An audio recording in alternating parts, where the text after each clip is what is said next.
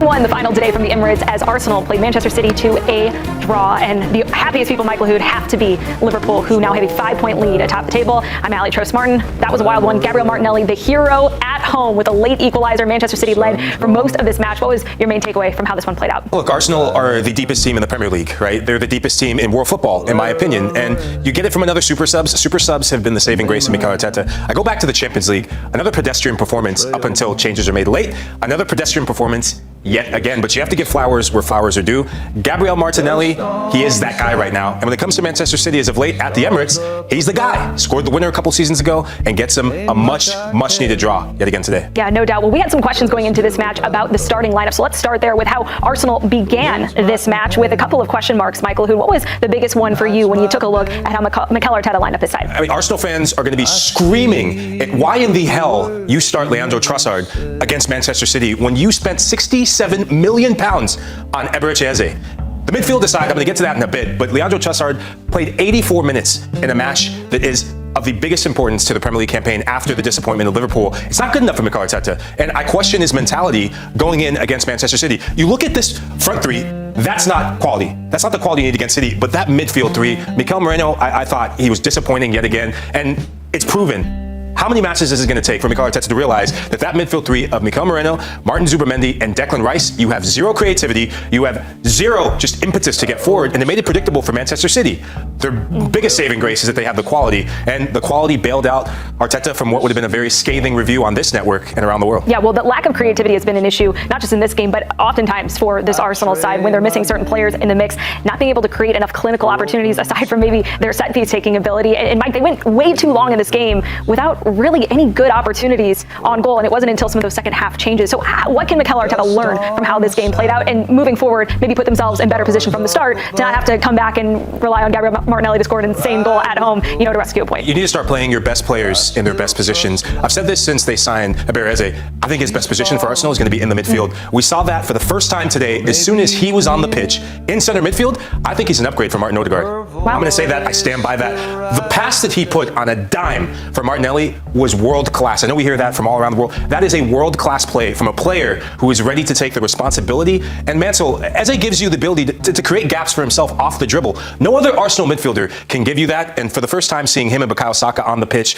we saw some chemistry, we saw some instant combinations, and they had Manchester City on the ropes like this till the very end. So that is the number one change that I make with Martin Odegaard. You have to put Eze in the midfield, put him on that right side with Bukayo Saka, and you will get a lot better quality in the final third. But at the end of the day, Arsenal not good enough on the day. They get the point, but still not good enough. Well, in a tale of two halves, the second half was much better for the Gunners, who did rely on those super subs, which has been the case in these last couple of games. They've gotten some crucial goals from the guys coming off the bench. And while I can understand, we talk about some mistakes maybe made in the starting lineup, I ultimately think this is an excellent problem for Arsenal to have. In seasons past, they've just not had the depth to go all the way. And to see a player like Martinelli now with goals in the last two games, crucial goals at that in the Champions League and in the Premier League, if having more competition in the group just ultimately raises the floor for a player like Gabriel Martinelli, who at times does kind of lack when he plays more significant minutes in a match, at least what Arsenal need going forward. Sometimes his 1v1 ability just drops off. He's not as strong as maybe he was in seasons past.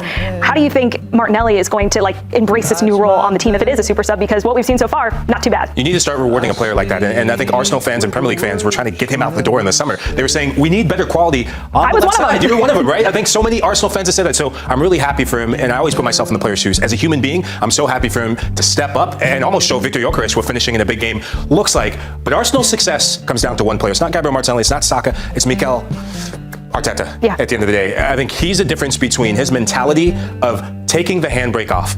This is a handbrake lineup. When you see Mikel Moreno, when you see Zubimendi and Declan Rice in your middle of the park, that says, I'm still cautious. I don't believe that I have what it takes to get over the line in the Premier League. And you've already seen the ownership come out. And Josh Kroenke's come out and said, we've given him everything he needs. This is a do or die, make or break season, my opinion, for Mikel Arteta. 100%. He has to get a trophy of some sort. And I think the Premier League has to be the focus for him. Yeah, the pressure's on Mikel Arteta and Arsenal to win something. Well, a team that has won a lot in recent years is Manchester City and Pep Guardiola. Mike, what did you make of the way that Pep Guardiola approached the rest of the game after they got out to an early lead? Sometimes it's almost more difficult when you lead early because then you got to manage the rest of the game. Did they sit back a little too much, in your opinion? Yeah, they really did. And the substitution of taking Erling Haaland out right before the goal comes, I think it came a bit premature. And this City lineup, I mean, that's 3 straight matches that we've seen some iteration of this entire 11. So some tired legs. I'll give them the out with that. I think we saw some tired legs from City. Donnarumma, I really feel for him because he got caught in terms of positioning a bit out too much, and it cost them in the goal. A bit of hesitation, kind of like what we saw before the Champions League run with him with PSG. That was more of Donnarumma in that last dying minutes in Ligue 1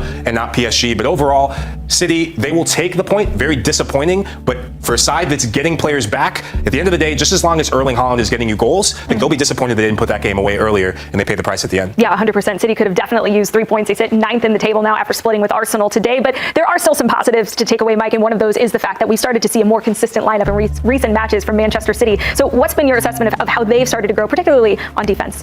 In the back line, I thought Nico O'Reilly stood up to be held accountable for. Josko Guardiola and Ruben Dias, for much of that game, thought they were a steel trap door. How they defended crosses, set pieces. You saw Guardiola getting his head bang. I feel like I'm getting back to playing with the players. And look, they're going to get better. There's been some significant injuries at the start of the season. John Stones coming back for injury. It's going to boost this back line. But my questions that I had for City before this past week were, they got a draw today. They beat Napoli. And they beat Manchester United. That's a good week for Manchester City. There was a sense of potential panic or unease around Pep and his team because the question was, if Erling Haaland doesn't score goals or get involved in the final third to put the team on his back, then who's going to really step up? Phil Foden and Jeremy Doku, they put in an absolute shift defensively today because they had to. But you take the point and you take the fact that Erling Haaland is still banging you goals. He's one of the hottest strikers in world football right now. Yeah, and it was no different today. He scored 9 minutes into the match against Arsenal, and he's really just been a headache for this Arsenal team in recent matchups. As we take a look at some of Erling Haaland's numbers against Arsenal in all comps, 9 appearances, 5 goals, and a goal in each of the last 3 appearances. Look, I know this is a tough guy to stop, but how have Arsenal, one of the best defensive teams in the Premier League, just not been able to keep him contained? One of the scariest moments in world football is when you have acres of space behind you and it's Erling Haaland running in. He left Gabriel for dead, for dust when he went in for the goal.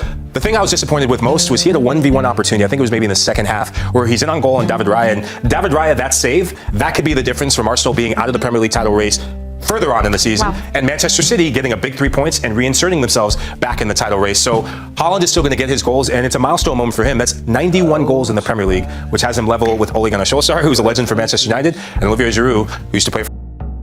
Whiskey's warm, but memories pale. Arsenal won, Manchester City won. What a game. This is a game of tactics. You defend or attack. You attack or defend. Oh boy, these two teams, none of them wants to open the back. What a game. What a game. First goal coming from Haaland. Bro, Haaland is a machine. I will tell you today, tomorrow, and forever. This boy is a machine. When it comes to getting goals, bro, Haaland is second to none. I don't know, maybe I would say maybe Cristiano Ronaldo will be likened to a player like Haaland when it comes to getting goals. This player is a goal machine. First goal, what a run! What? Forget. See, I think one of the fastest striker in the world right now is Erling Haaland. But so many people don't really understand. When it comes to getting goals, this player is very fast, freaking very, very fast. What a goal from him. He got the first goal, and Manchester City held on to that win for a very, very long time until the introduction of Martinelli in the second half. I don't know why, Arteta keep putting Martinelli on the bench. I don't know why. I think before he realizes himself, most likely a lot would have, have happened. That's what I'm trying to, actually grab into, this kind of thing, because I don't see the reason why you're putting this player on the bench. Why? This player, against Athletic Bilbao in the Champions League, he came from the bench. Okay, this match he should start. That is normal. This match he still came from the bench, so I don't know, but he came and he got the late equalizer 1-1. Donnarumma, I'm very, very sorry. Personally, I just felt that that particular goal was goalkeeper's error. You don't need to come out. You don't need to come out. You can only come out when it's just maybe 1-on-1. But as long as you know that your defender is in place, there's no need for you to actually push out to try to save the ball and all that. But it was a beautiful game. Banter aside, these two teams, they play good football. Both were very, very defensive minded. I even in my pre-match analysis, I made it clear that before any team win in this match, it's going to be very, very severe. The two teams knows what's at stake. Anyways, let me know in the comment section. Let's go. Now, Pep Guardiola almost saw his plan work to perfection. And to a certain extent, even though Manchester City conceded that late goal towards the end of the game, I do want to give some credit to Pep, because one thing I'll give him is he's able to adapt. He knew exactly going into this game that there was no need to go band for band for Arsenal in terms of having possession, see who can keep the ball the longest and all of that. There was no need for Manchester City to do that. So I actually rate Pep for going to the Emirates away from home and actually not changing his tactics, but just change the approach a little bit. Still playing some of his best players, but changing the approach. Very early into the game, you saw Arsenal have a lot of possession. You saw Manchester City behind the ball, defending very low, and you just knew if they get one chance, it's curtains, and that's exactly what happened. 9th minute of the game, Manchester City win the ball back after Arsenal tried to launch an attack and they lost the ball. The ball gets played into Erling Haaland. Haaland, hold-up play, massively improved. Honestly, credit to him because he must have worked on that during the summer. Perfect hold-up play, plays it through the gap between two Arsenal players into Enders, and Enders goes on an insane run. He's got Doku with him on his left, and I was screaming at the TV, and I was like, play to your left, play to your left. But it was very smart from Enders to wait for Haaland, who was busting his gut to get into the box. Haaland gets into the box, the speed was absolutely insane. He left Gabriel behind him. Saliba was so focused on the Enders that he actually, I know he saw Haaland make the run, but he didn't focus on Haaland. So that was really smart from Enders to wait for Haaland. Slides it through to Haaland takes it to make it 1-0. And I'd like to see a stat, if there is one, of how many 1v1s Haaland has scored versus how many 1v1s he's missed. Because I'm very sure, at least 90% of his 1v1s Haaland scores. That conversion rate alone is absolutely insane. Absolutely insane. Haaland gets his goal, and from that moment on you're thinking, oh, this is what Pep's plan is. Okay, I can rock with that. I can definitely rock with that. And for large parts of the game, I actually agreed. And I actually thought that Pep's plan was tailor-made just for this game. Don't get me wrong, I don't think Manchester City will go into every single game playing like that. But it works for this game. Now Arsenal tried. And to a certain extent, even though I give Pep this credit, you can tell that Pep's been in the country for a long time, because what he switched to in the second half was so funny. There was pictures of him being posted with Neil Warnock. There was comparisons being made between him and Sam Allardyce. Like, he went to a 5-4-0 almost because he took off his striker, which was a big mistake by the way. Don't think Pep should have taken off Haaland, because Haaland, even though he looked tired and really worked his socks off, he was an outlet. He was a nuisance. He was, giving those battles to Saliba. He was giving those battles to Gabriel. Just, giving those two centre-backs something to think about. So I think taking off Doku was a mistake. Taking off Haaland was a mistake as well. And I think that actually led that super defensive-minded mindset from Pep. Even though the defensive approach was good, that super defensive mindset proved to be the wrong one, because in the end, one lapse of concentration, and Arsenal deserved it, because Arsenal was not on for large parts of the first half, large parts of the second half. We'll talk about Arsenal in a minute. A couple of players that I want to give their flowers, because even though Manchester City drew this game, I do think it's 1 point gained for Man City and 2 points lost for Arsenal. That's how I see it. So I want to give Erling Haaland his props, because like I said, his hold-up play has massively improved, and just the way he plays overall, his overall play has improved, and you can tell this is somebody who worked on that. Jeremy Doku. Yeah, honestly, that was an outstanding performance from him today. There's a case for him to get man of the match, because he was absolutely outstanding. He was giving Timber one hell of a game throughout the whole game, being a nuisance, winning so many fouls, not using his speed too much, which I think was very smart as well, because usually he just uses his speed and tries to get past his opponent around the outside, and sometimes he'll do the little jink and try and cut inside. Very smart in choosing his moments, when to make the runs and when to go past his opponent today, which I thought was really, really good. So credit to Jeremy Doku as well. It's a big shame. It's a big shame for Manchester City. But yeah, I would say that it's definitely a point game for Manchester City and 2 points lost for Arsenal.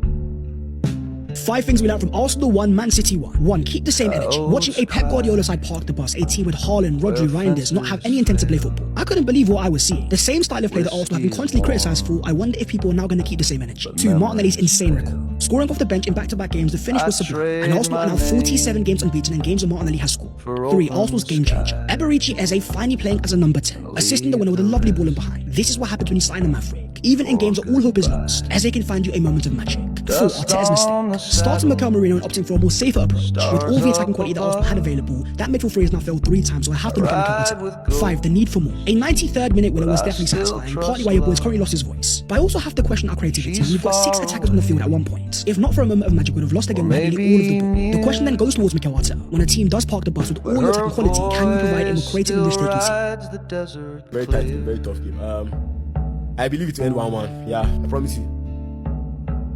I have never seen Pep Guardiola defend like this before, ever since I started watching him. Because normally, he is the one dominating other teams. And Arsenal, well done. You deserve something out of this game. You fought to the very last end, and you got the draw. I said this game will end up in a draw. Yes, it makes Liverpool lonely at the top, and I'm happy. But realistically, I feel like Mikel Arteta did 1 or 2 things wrong in terms of the substitution. Madueke shouldn't have gone. Boots I don't know why worn he down played so many minutes when Martinelli from Amarillo. But in the last minute, what he did was good. Bringing on more attackers and then throwing everything at the game. And that is what paid off. And we were able to get that goal to get a draw out of this game. But I think he needs to fix certain things. And this time around, I will applaud you guys. You didn't score from any set piece. And I will applaud Donnarumma and Pep Guardiola for how they defended the corner kicks as well. Donnarumma was the boss in the air. And he put that, no mistakes from those area balls. And once we were able to do that, he neutralized Arsenal. Look at the goal they scored. Very beautiful. Nice ball, like really nice ball from him behind. But I still got space, love. lob the ball over Donnarumma, and they got the point. The wind's my If you play like this, companion. whenever I come on here, I will hype praises for you guys. That's my It's like that. bed. But anyway, this makes Liverpool low I at the sleep top. with a word she never Again, said. got out of jail. Martinelli has saved this manager's literally saved this manager's career this week. Literally. But he's a finisher. No, you're finished, Mikel Arteta. About finisher. No, you're finished. You're finished. That guy didn't have a clue what to do today. His starting 11 was an absolute disgrace. You're at home against the worst Man City team in 7-8 years. This is not all singing, all dancing, four-piece Man City. This is not treble-winning Man City with Grealish, Mahrez and all them, man. Gundo and Alvarez and all these other players. No. This is a poor Man City team that got weighed in by Tottenham, top Spurs. Who? Yeah, top Spurs, mate. They got weighed in by Brighton the other week. But don't worry, come to the Emirates, mate, and we'll play this crap, negative football with 3 CD. Whiskey's warm, but memory's pale. I trade my name.